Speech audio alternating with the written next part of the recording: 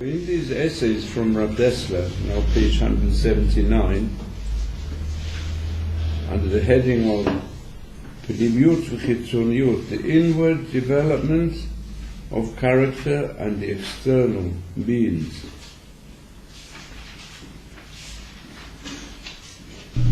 which he demonstrates from many different episodes. Let's just emphasize one of them, which is the development from Am Yisrael of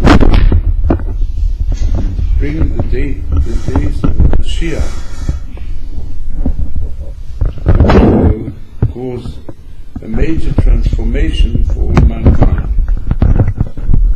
But how is it described? If you look at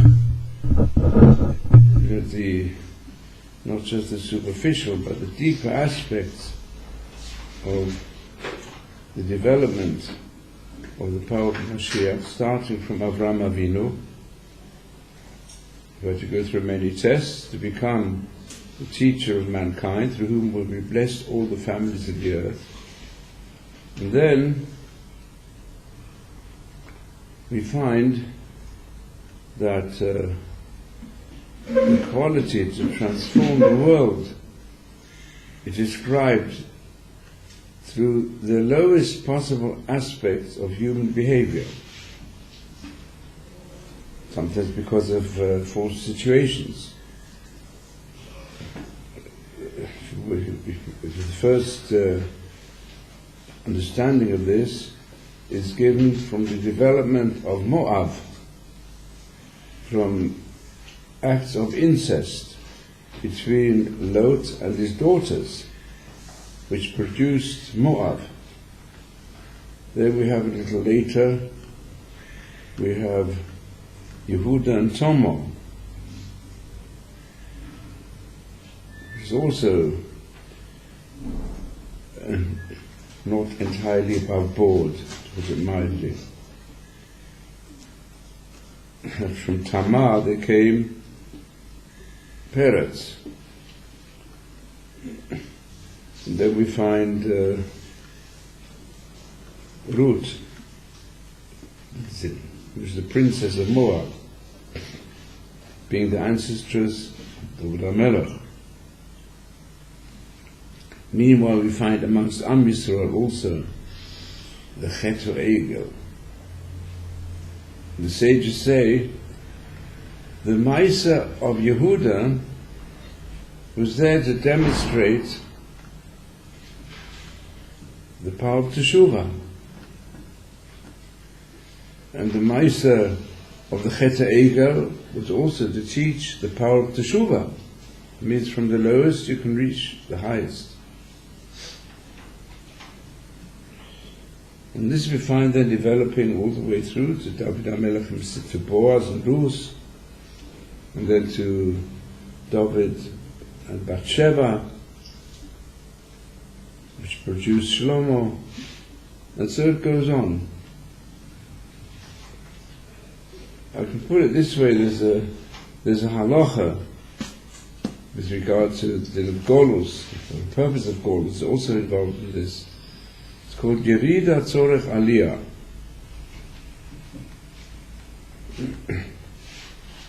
We'll go into the halachic aspects of this now, takes too long of the subject, but the Agadic concept is, in life, you often have to go down in order to come up. Like Chazal say also, why did this happen to David and Bathsheba? To teach the power of Teshuvah, of David HaMelech.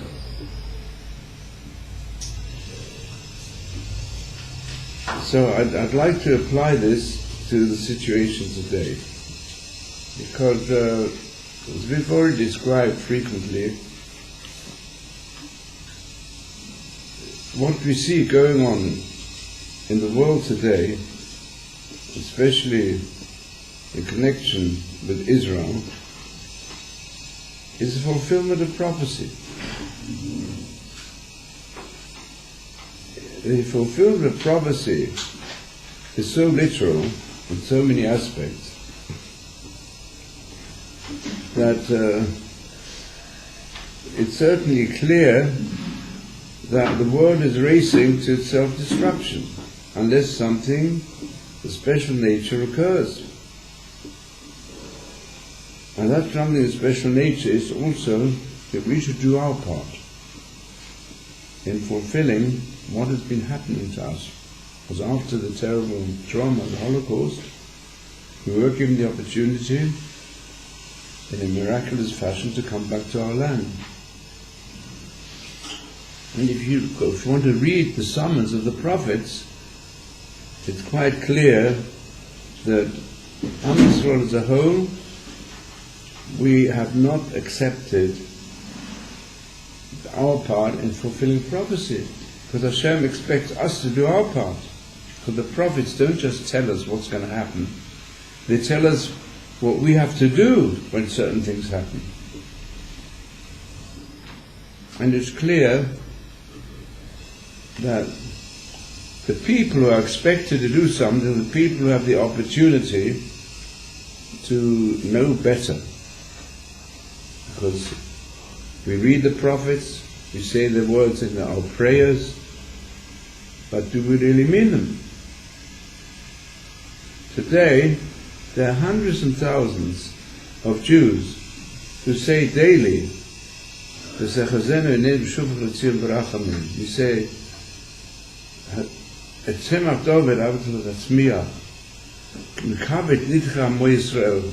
Hashem, please gather together all the cast off ones of Israel to our land. So, what about these hundreds and thousands of Jews who don't bother to come to live in our land? And specifically, what's happened recently, I think, it's a challenge given by Hashem. If, let us say, they would have come to Israel, and they were to come today to Israel, just let's say 200,000 Jews from abroad, and they will come to live here and to participate. There's certainly Haredim all over the world. They are mainly people who've been a little bit to yeshiva, some are more, some less, and then they haven't been to the army. They are working people. They should come and live here. They would live here and have a majority. Because the truth is, the unusual parties that have joined together now against the Haredim is they're afraid of what might happen here, that the majority will become Haredim. And for them, for some of them, they're happy about it. Especially many of those who become Baalei Tshuva, different levels. But there are others who are unhappy about it. They feel they can't make such a change. They don't know how to understand what's going on. But what is going on underneath is the whole character of Medinat Yisrael, of the ensign of the menorah, has to become fulfilled. That's our task. In other words, we've got to allow the light of the Torah to shine and bring happiness. And as anybody knows who works in the area of Kiruv, the only way you can do Kiruv is B'darchei Noam, by showing the light of the Torah, by teaching people Torah, and teaching people the beauty of Torah, and how it introduces such high experiences on the individual level, on a family level, and on a social level. And that's what's that once the Medinat Yisrael is not regarded anymore in our eyes as just a means to be like the other nations, which is how it appears. In other words, we've got to have Jewish sports stars.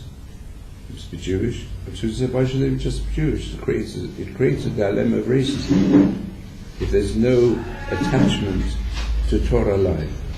the whole distinction between the state of Israel strengthens the concept of the racial distinction between Jews and Gentiles.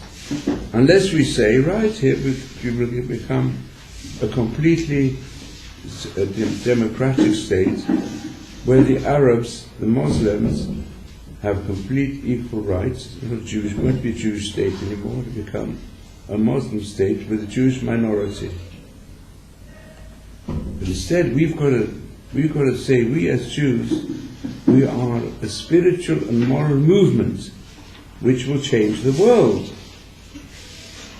And that's why it says in the prophets, in future times, Am Yisrael will become Mamlechet Kohanim, will be known as a priestly state, a state that kindles the light of Torah for the whole world. And once we do that, we'll also strengthen the element in the Christian, the moral, and the Muslim world to recognize we're not here for territorial conquest.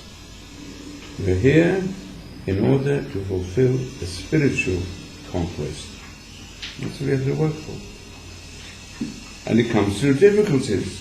It won't come easily. It comes through various low levels, and there's certainly each person who belongs to the world of Torah has got to try his best